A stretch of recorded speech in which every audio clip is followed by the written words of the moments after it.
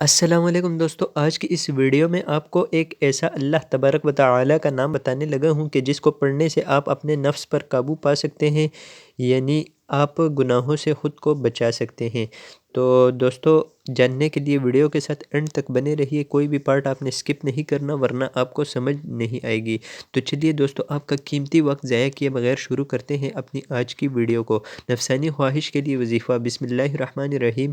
جس شخص کا نفس اس کے قابو میں نہ ہو، وہ سوتے وقت سینے پر ہاتھ رکھ کر پڑھتے پڑھتے سو جائے تو انشاءاللہ اس کا نفس اس کا مطیع ہو جائے گا، یعنی اس کا فرما بردار ہو جائے گا۔